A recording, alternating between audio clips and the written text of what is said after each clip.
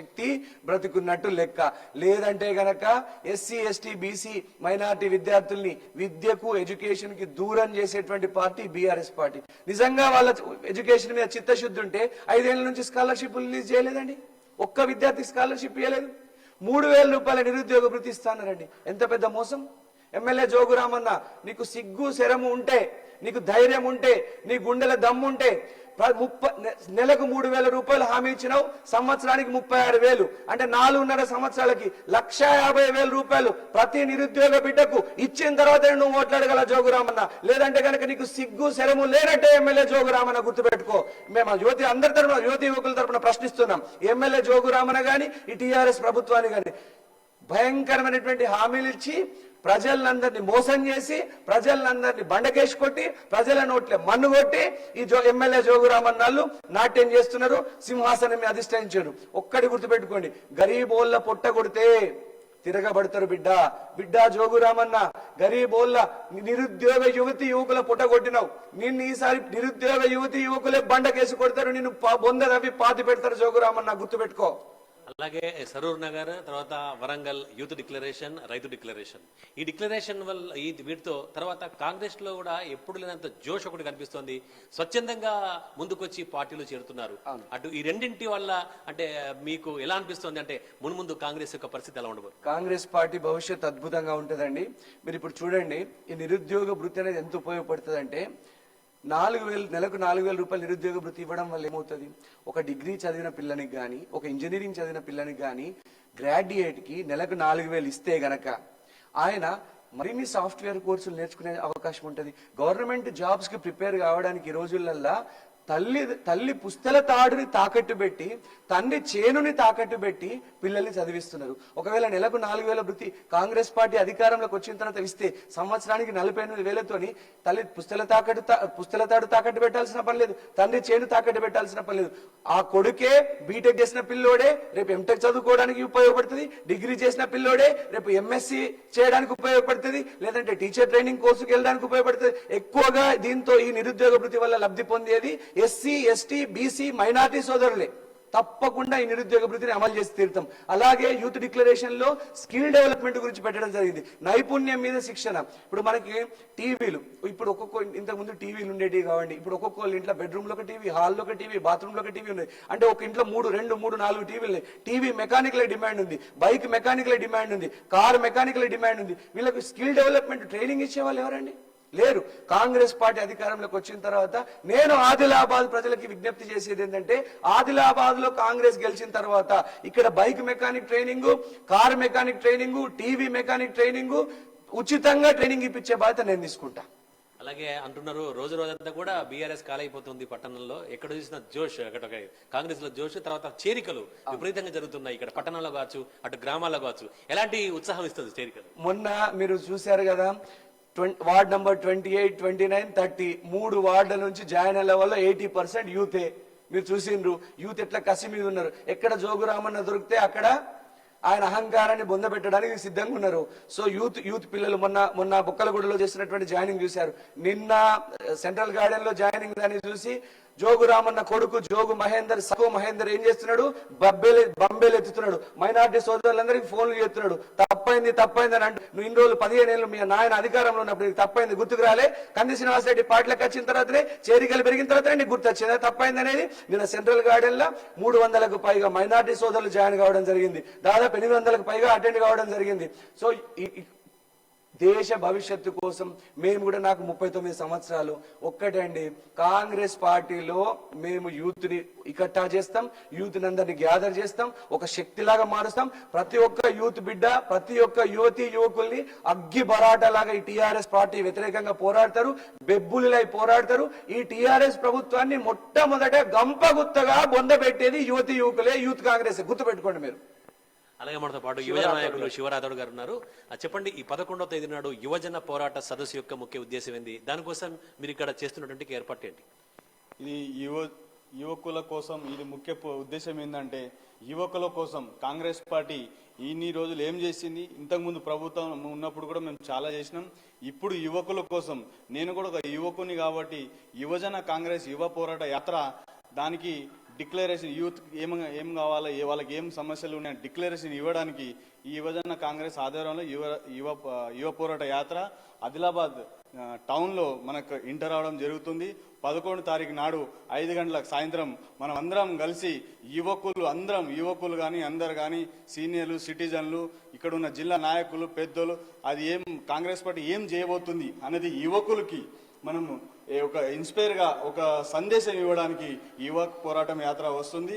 ఇక్కడ ఉన్న పెద్ద నాయకులందరినీ ఆ సమస్యలను ఇక్కడ మెయిన్గా ఉపాధి లేవు యువకులకు, ఎడ్యుకేషన్ చాలా తక్కువ ఉంది. ఎడ్యుకేషన్ ప్రాపర్లీ ఇక్కడ గూడాల్లో కానీ ఎస్సీలకు కానీ వెనుకబడిన ప్రాంతం కాబట్టి ఇక్కడ ఉన్న మెయిన్ ఎడ్యుకేషన్, మాలాంటి వాళ్ళకి ఎడ్యుకేషన్ ఇస్తే మా కుటుంబానికి మేము పోషించగల శక్తి మాకు ఉంటుంది.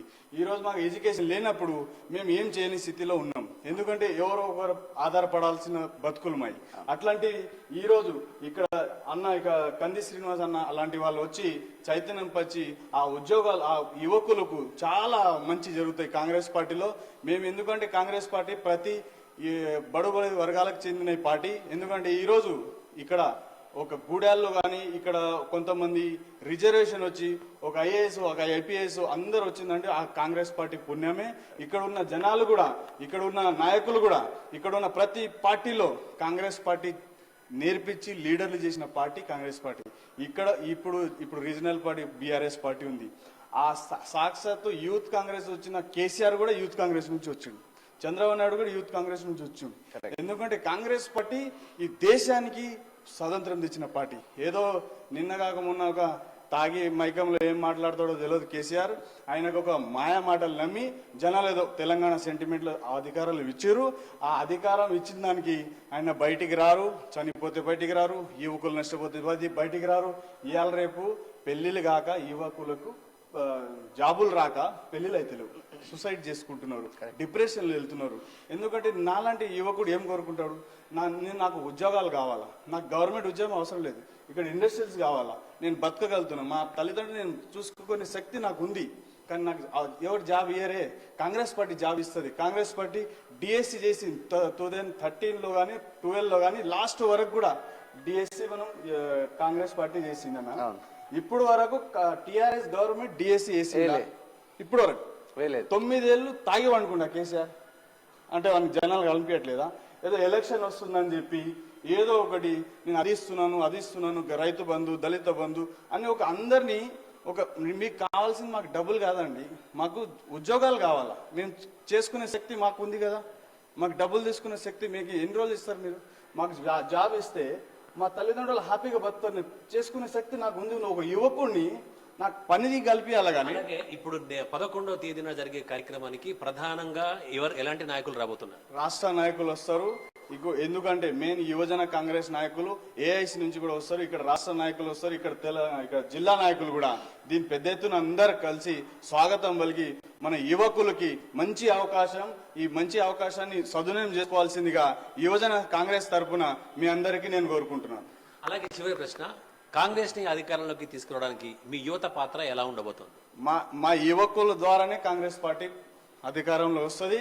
మేము కాంగ్రెస్ పార్టీ అధికారం తెచ్చేంత వరకు మేము రిలాక్స్గా తీసుకోం, దానికి వెనుకాడిగే పరిస్థితి లేదు. ఎందుకంటే కాంగ్రెస్ పార్టీ వస్తే మాలాంటి యువకులకు బతకగలుగుతాం, మాకు ఉద్యోగాలు వస్తాయి, మేము ఇంకా చాలా చేయొచ్చు. ఎందుకంటే కాంగ్రెస్ పార్టీ మాలాంటి నాయకులను చేసింది కాబట్టి కాంగ్రెస్ పార్టీ మమ్మల్ని కాపాడుకునే బాధ్యత మాకు ఉంది. కాబట్టి కాంగ్రెస్ పార్టీని కాంగ్రెస్ ప్రభుత్వం తేవడానికి 24 గంటలు కష్టపడడానికి యువకులంతా సిద్ధంగా ఉన్నారు. ఇంకొకటి, ప్రతి ఏరియాలో కూడా యువకులంతా ముందుంటారు కాబట్టి ఏ పోరాటం చేయాలన్నా ఏం చేసినా యువకులతోనే సాధ్యం. కాబట్టి ఈ తెలంగాణ కానీ ఏమన్నా యువకులతోనే సాధ్యం. ఈరోజు ఉస్మానియా యూనివర్సిటీ నుంచి మనం తెలంగాణ తెచ్చుకున్నాం, యువకులకు క్రెడిట్ చెందుతుంది.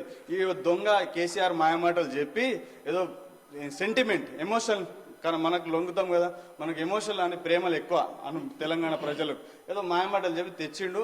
ఈ రోజు కూడా ఆ కాంగ్రెస్ పార్టీ మళ్ళీ ఎక్కడి నుంచి వచ్చాడో ఆ కేసీఆర్ అక్కడనే తరిమి కొట్టడానికి యువజన కాంగ్రెస్ సిద్ధంగా ఉంది.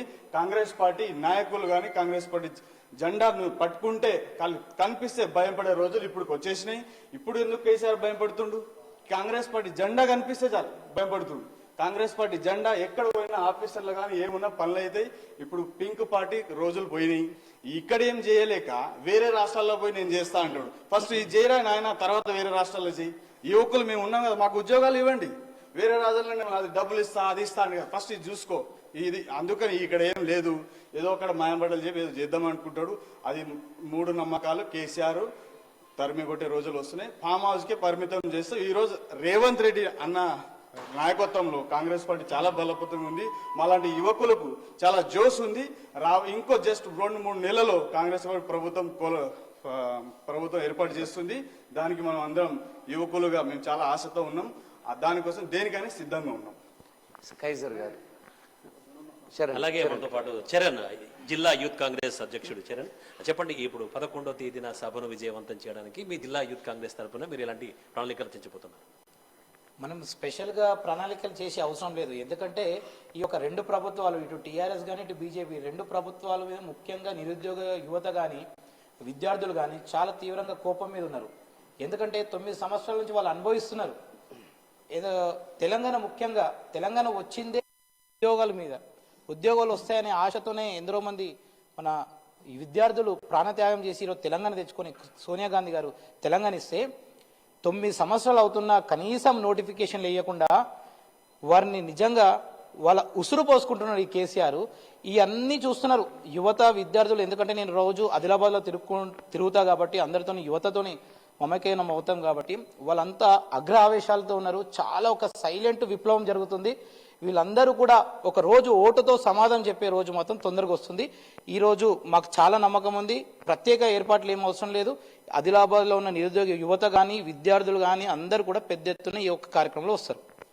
అది అంటే ఖచ్చితంగా కాంగ్రెస్ అధికారంలో తీసుకురావడంలో యువత పాత్ర చాలా కీలకంగా ఉండబోతుందని, తామంతా కలిసి ఖచ్చితంగా కాంగ్రెస్ ని వచ్చే ఎన్నికల్లో తెలంగాణలో అటు దేశంలో కూడా అధికారంలో తీసుకొచ్చేందుకు కృషి చేస్తామని చెప్తున్నారు. అదేవిధంగా 11వ తేదీన నిర్వహించబోయేటటువంటి ఒక పోరాట యాత్ర సద్వినియోగం అంటే దాన్ని విజయవంతం చేయాలని, దానికి యువతలంతా కూడా కథలు రావాలని చెప్పేసి ఇక్కడ నాయకులు చెప్తున్నారు. Over to studio.